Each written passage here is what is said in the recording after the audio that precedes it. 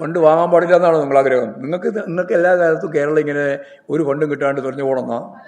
പിന്നെന്താ? കരാർ മരവിപ്പിക്കുന്നതിനും ഫണ്ട് വാങ്ങുന്നതും തമ്മിൽ എന്താ ബന്ധം? ഫണ്ട് തരുന്നത് ഈ കരാർ അടിസ്ഥാനപ്പെടുത്തിക്കുക. ഞാൻ ചോദിക്കുന്നത് ഫണ്ട് തരുന്നതും ഈ കരാറും തമ്മിൽ എന്താ ബന്ധം? എന്തെങ്കിലും ബന്ധമുണ്ടോ? അത് അവർ പറഞ്ഞല്ലേ?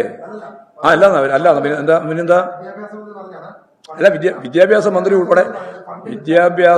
ഉൾപ്പെടെ പറഞ്ഞത് ഫണ്ട് തരുന്നതും ഈ ഒപ്പിടുന്നതുമായി യാതൊരു ബന്ധമില്ല, പുരബന്ധം പോലുമില്ല, ഒരു ബന്ധവുമില്ല.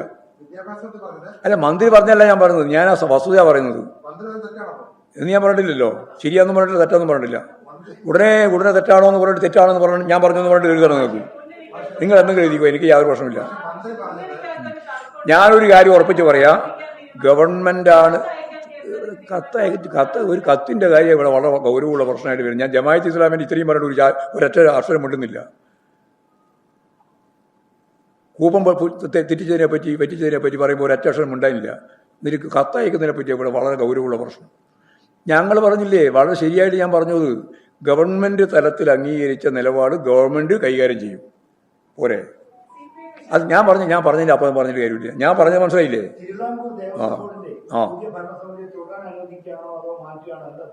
മാറ്റുകയാണ്. ഇല്ല, അത് പയ്യെ പറയാം. അതിപ്പോ തീരുമാനിച്ചിട്ടുണ്ട്. തീരുമാനിച്ചു. അത് ഗവൺമെന്റല്ലേ തീരുമാനിച്ച് പറയേണ്ടത്, ഞങ്ങളല്ലോ. വേണ്ട, അങ്ങനെ അവരുണ്ട്, കേൾക്കണ്ട. നിങ്ങൾ പലരും എഴുതിയിട്ടുണ്ടല്ലോ പേര്, ഒരുപാട് പേര്. നിങ്ങളെല്ലാം ആ പേരൊന്നുമില്ല. ഇല്ല, പുതിയ ആളാണ്. അല്ലല്ല, അങ്ങനെ ചോദിച്ചാൽ അതൊന്നും ഉത്തരം കിട്ടൂല.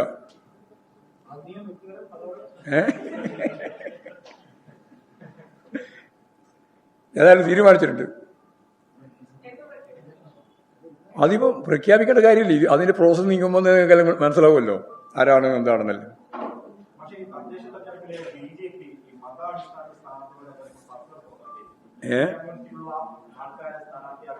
ആരെ?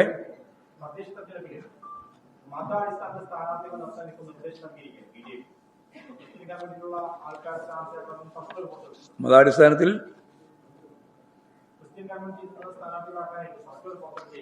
അപ്പൊ മതാടിസ്ഥാനത്തിൽ പറഞ്ഞാൽ ശരിയാവില്ല. മതാടിസ്ഥാനത്ത് എന്ന് പറഞ്ഞാൽ ഹിന്ദു, മുസ്ലിം, ക്രിസ്ത്യാനി, പാഴ്സി, സിഖ് എല്ലാം വേണ്ട. എന്താ നിങ്ങൾ ഉദ്ദേശിക്കുന്നത്?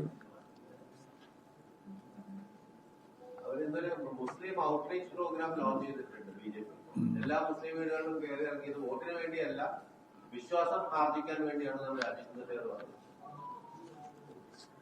അതായത് RSSും BJPയും യഥാർത്ഥത്തിൽ ഇന്ത്യയിൽ അതിൻ്റെ ആദ്യ കാലഘട്ടം മുതൽ എടുത്ത ഒരു നിലപാട് പ്രതിയോഗിയെ തീരുമാനിച്ചുകൊണ്ടാണ്.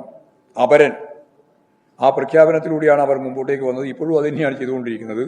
പക്ഷെ കേരളം പോലെയുള്ള ഒരു സംസ്ഥാനത്ത് അവർക്ക് ഒരു മതനിരപേക്ഷ ഉള്ളടക്കമുണ്ടോ എന്ന സംശയം അവരിൽ ഉണ്ടാക്കാൻ വേണ്ടിയിട്ടുള്ള ഒരു ക്യാമ്പയിനായിരിക്കും. മറ്റൊന്നും അത് കാണേണ്ട കാര്യമില്ല.